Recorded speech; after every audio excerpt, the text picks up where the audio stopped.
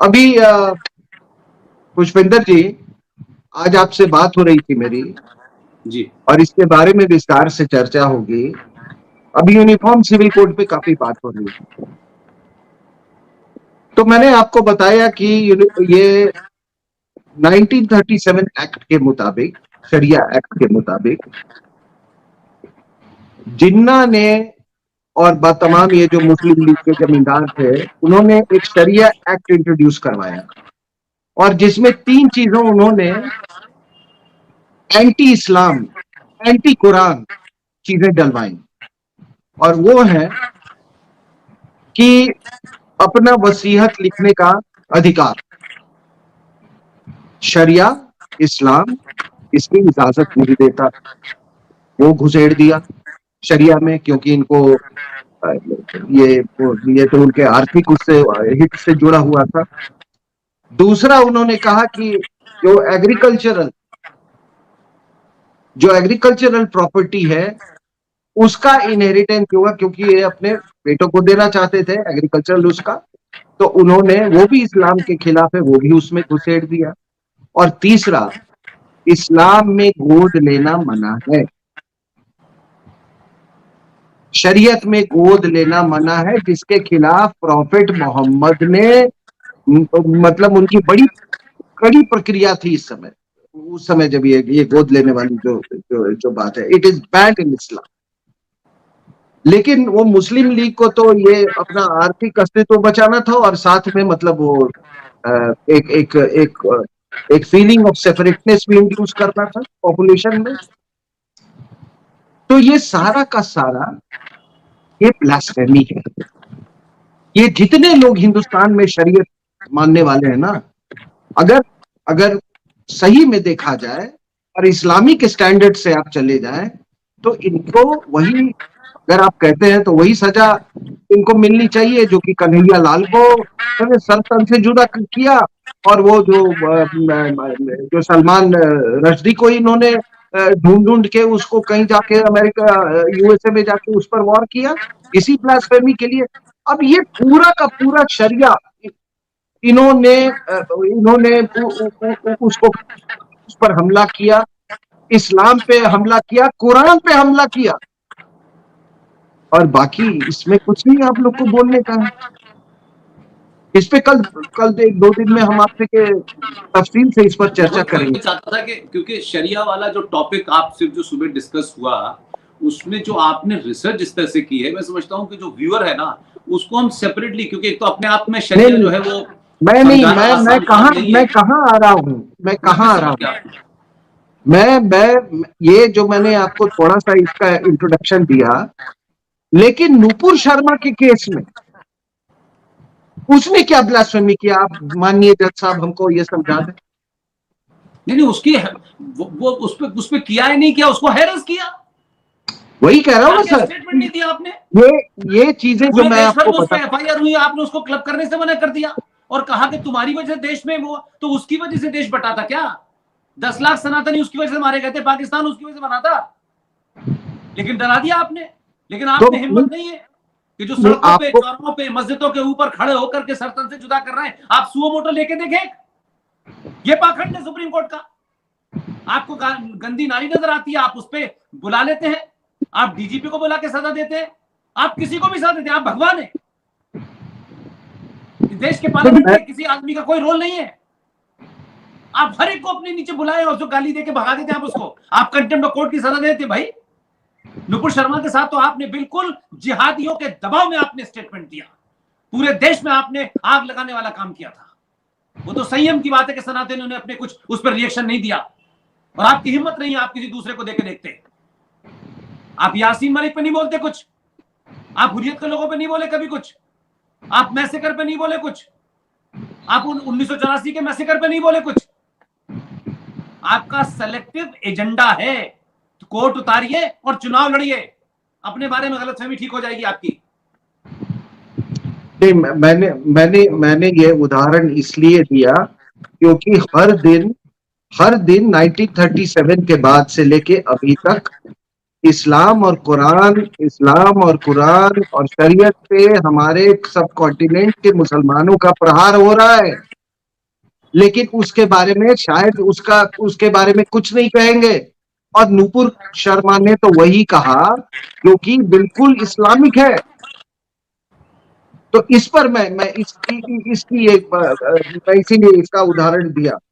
और एक बात आप देखेंगे कि मैंने आपको उस दिन भी ये जिक्र किया था कि हमारे मन एक केस गया था जज साहब लोग के पास कन्वर्जन को लेकर। तो वो एक क्रिश्चियन जज थे, उन्होंने कहा कि इसको हम मान के चले ना कि ये तो क्रिश्चियन थियोलॉजी का हिस्सा है कन्वर्जन जो है, ठीक है। और हम अगर यहाँ पर कोई घर वापसी की बात करे, काउंटर कन्वर्जन की बात करे, तो वो बात आपको बहुत चुभती है ये माननीय जज साहब लोगों को। अब हम आते हैं आर्टिकल 370 को। अब इसको समझिए पुष्पेंद्र जी, जब मैंने आपको पूरी पृष्ठभूमि दी जी, शुरू से लेके अभी तक राजनीतिक और स्थिरता की, न्यायिक इंटरवेंशन की, अभी जो आप जैसा आपने शुरुआत में कहा कि एक बड़ा अजीबोगरीब टाइप का इंटरवेंशन हो रहा है, जो चीजें सेटल्ड हो गई, और राष्ट्र आगे की ओर बढ़ चुका है उसमें जिस रास्ते और पर। सेटल भी सर पार्लियामेंट में हुई है, हाँ? कोई कहीं कमरे में नहीं हुई सर, पार्लियामेंट ने की है, खुली सारी बहस दुनिया ने देखी है सर। और आपसे मैं एक लाइन इसलिए बोलना चाहता हूं, जो आपने कहा कि फोन आया और 3-3 बार भारतनाट्यम से उठ करके बाहर आए। जिसका फोन आया, बिहार में एक लड़का यूट्यूबर जो एग्रेसिव पत्रकारिता करता था, कहीं कोई घटना घटी तमिलनाडु में और कैसे कॉन्स्पिरेसी हुई, क्योंकि उस लड़के ने एक मुहिम चला रखी थी कि वहां जो वर्तमान सरकार है और जो अब दोनों मिल गए हैं उनके भ्रष्टाचार को गली गली मोहल्ले मोहल्ले को एक्सपोज करना था। आप ताज्जुब करेंगे, जिस शख्स ने फोन किया, जिससे भारतनाट्यम फोन छोड़ करके फोन अटेंड करने आए, वो आदमी एफआईआर हुआ और अभी उसके ऊपर एफआईआर करके कभी कोई उसकी इंक्वायरी होकर ये नहीं हुआ कि भाई ये इसने करा भी था कि नहीं करा था, लेकिन उसमें एनएसए लगा दिया गया। और वही वकील जिसका फोन गया, जो पहले लॉ मिनिस्टर था, उसके कहने पे आपने मनीष कश्यप को जेल में डाल रखा है, एनएसए लगा दिया। इतना बड़ा उसने पाप कर दिया था। तो जो आप ताकत की बात कर रहे हैं कि जो लॉ मिनिस्टर बनते भी हैं और फिर उतरने के बाद वो क्या करते हैं कि जिन्होंने बनाया होता है वही उनके सामने खड़े होते हैं, तो औकात नहीं होती कुछ कहने की, इन्हीं की सिफारिश होती तो बनते हैं। तो जितने लॉ मिनिस्टर हैं उन सबकी लाइन देख लीजिए ना, आपने एक का नाम दिया, दूसरे का नाम दिया, तीसरे का नाम दिया, तो ये तो वही कहानी है ना सर। ये मैंने इसलिए कहा कि यहां तो वकील जो खड़े होते हैं वो फिक्सर है, वो इस पार्टी से राज्यसभा में नहीं गए तो दूसरी पार्टी से गए। ये वही साहब है जो कहते हैं, क्या कहते हैं कि राम काल्पनिक थे, और हमें भी दूसरी तरफ कहते हैं कि वो काल्पनिक थे, तो देश में बवाल हो जाएगा। देश के आप आम नागरिक को जो क्या समझता है कि कोर्ट सब सर्वमान है, ये गलतफहमी है। इसलिए मैंने कहा कि आप 6 बजे भी कोर्ट खोलते हैं, 8 बजे भी कोर्ट खोलते हैं, आप घर में लोगों को नजरबंद करके कहते हैं नहीं नहीं इनको जेल में नहीं रखना चाहिए, ये विशेष अस्थि है क्योंकि उनकी श्रीमती जो है किसी जज साहब के एनजीओ में काम करती है। नहीं सर, मैं याकूब मेमन के संदर्भ में रात को कोर्ट खोलना और तीसरा शीतलवाद के संदर्भ में कोर्ट खोलना, मैं दोनों को एक ही नजरिए से देखता हूं मैं। और ये जिहाद के अलग अलग तरीके हैं, कौन किससे जुड़ा हुआ है कोई नहीं जानता है। और जब मैं डायनेस्टिक जजेस की बात कर रहा हूं, तो जब भी कोई अरेंजमेंट डायनेस्टिक होता है तो ये जान लीजिए कि उसका सबवर्जन बहुत आसान हो जाता है। जब आपको ये मालूम होता है कि एक अमुक जज का बेटा सुप्रीम कोर्ट में जज बनेगा, तो जितनी आपकी जो दुश्मनी ताकतें जो है दुश्मन ताकतें हैं, वो उसी समय से उस पे इन्वेस्ट करना शुरू कर देती है, चाहे वो हार्वर्ड में पढ़ रहे हो चाहे कहीं पे वो पढ़ रहे हो, उस पे इन्वेस्ट करना शुरू कर देती है। और उसके बाद कुछ ऐसा होता है कि कई बाद में ब्लैकमेल भी होते रहते हैं। तो इसीलिए ये जो हम डायनेस्टिक जजेस की बात कर रहे हैं ना, कि इसीलिए ज्यादा खतरा है। देखिए, अगर पॉलिटिशियन और डायनेस्ट पॉलिटिशियन को आपने सबर्ट कर दिया तो चलो वो तो इलेक्शन भी लड़ सकता है, और इलेक्शन में उसको आप हरा भी सकते हैं, लेकिन इनका इन सबर्टेड लोगों का आप क्या करेंगे? वो तो एक बार बन गया तो बन गया। तो अच्छा, कोई भी अगर मैं इंटेलिजेंसी का, तो मैं भाई, अगर मैं कोई ड्यूरिंग अपना इन्फिल्ट्रेशन चाहता हूँ किसी एनिमी कंट्री में, तो मैं तो जज के बेटे को मैं ये करूंगा, जहाँ पे डायनेस्टिक जुडिशरी है मैं उसमें इन्वेस्ट करूंगा। वो एक आदमी वो काफी है। अगर वो अपने एपेक्स लेवल पर पहुंचता है या वो जज बन जाता है तो वो कुछ भी कर सकता है उसके लिए अपने तरीके से।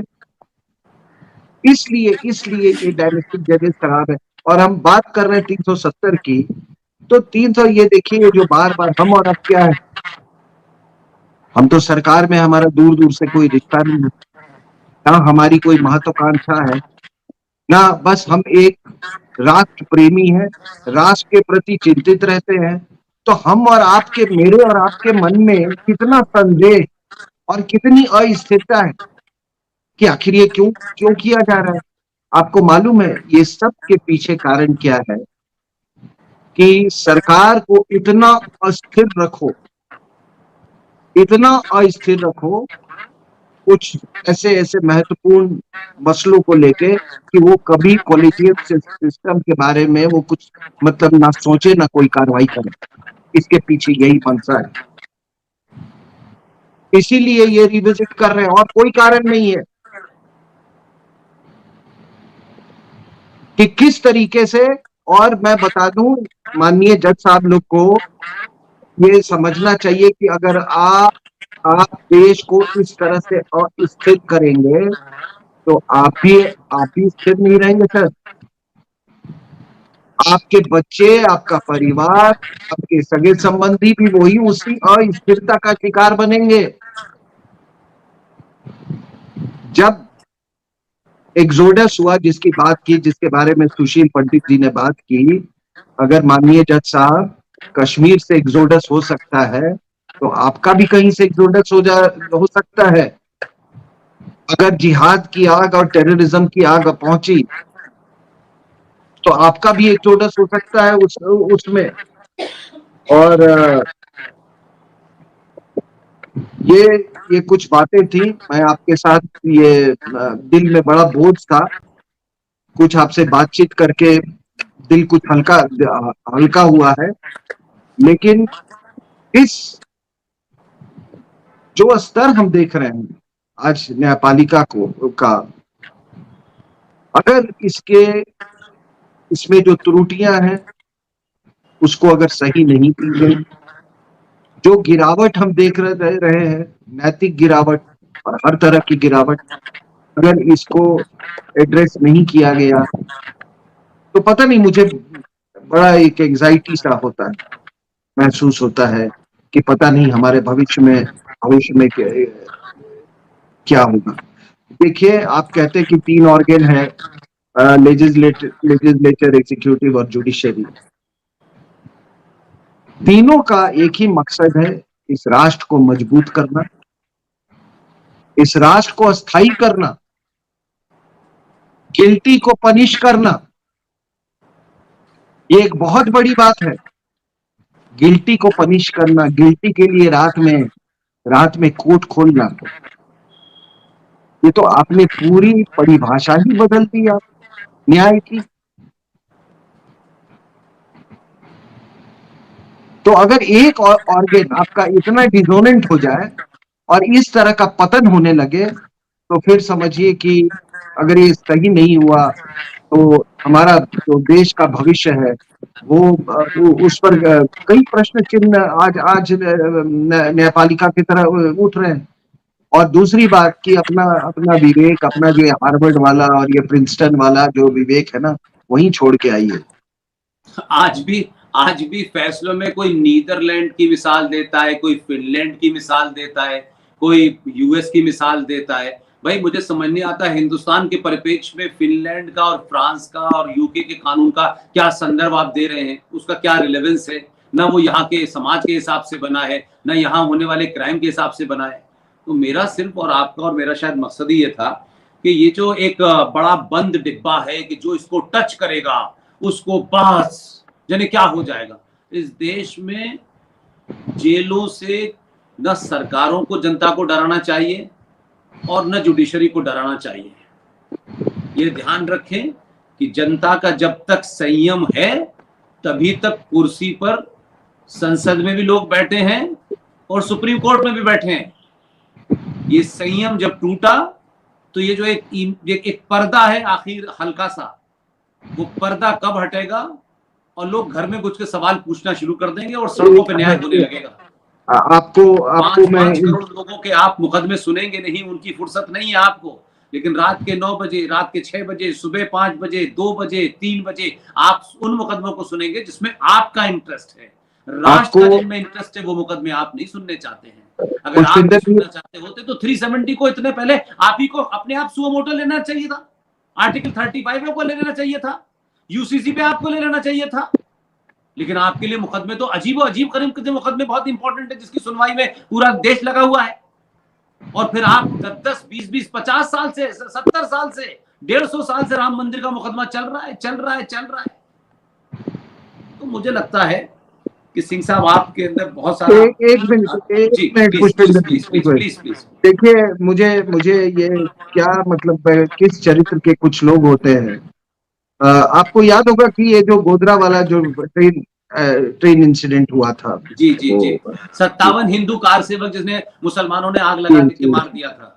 अब सोचिए, लालू प्रसाद यादव जब रेलवे मंत्री थे तो उन्होंने एक अलग से रेल की इंक्वायरी की, जबकि एसआईटी जो था ऑलरेडी गठित हो चुका था उसके लिए। पैरेलल इंक्वायरी सिर्फ इसलिए की गई कि किसी तरीके से जो जिहादी थे उनसे ये ब्लेम हटाया जा सके, उन पर जो फोकस था उसको हटाया जा सके। उसके लिए भी एक सुप्रीम कोर्ट के जज तैयार थे और उन्होंने कहा आग अपने आप अंदर से लग गई, किसी ने बाहर से नहीं लगाया था। ठीक है, अब ये ऐसे चरित्र के लोग। और आप बताइए कि अभी क्या जो वंदे भारत ट्रेन में कल भी पत्थरा हुआ है, वो भी अपने आप पत्थर, आसमानी पत्थर गिर रहे जैसा। जी नहीं, अब क्योंकि पत्थरबाजी बंद हो गई है तो आसमान से गिरेंगे। तो ये एक रिटायर्ड जज ट्वीट करता है लंदन से कि मेरा चौथा दिन का रोजा। अरे किसको तुम बता रहे हो यार। और कई इनके साथ तो आपने टेलीविजन पे डिबेट्स में इनके साथ बैठने का मौका मिलता है। I mean some of these fellows, मैं कहता हूँ हे भगवान, ये जज बना है, कैसे बन गया ये?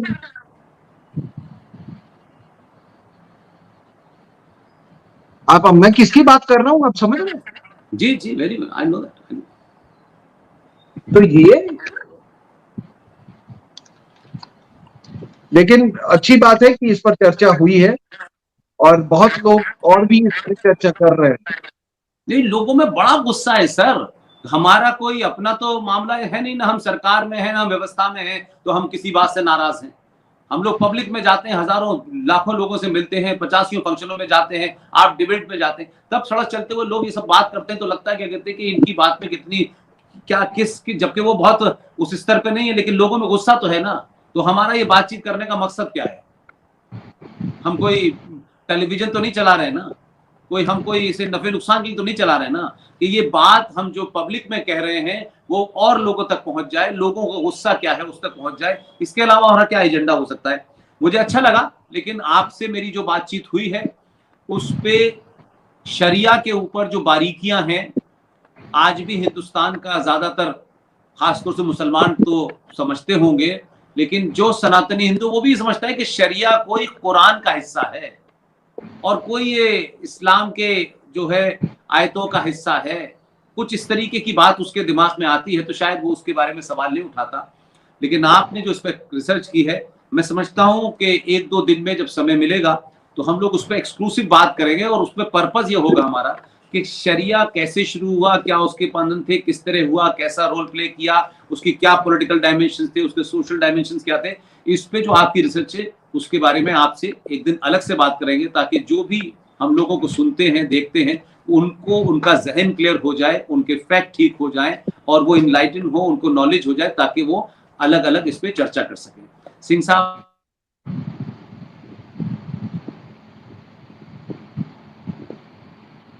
Very much sir.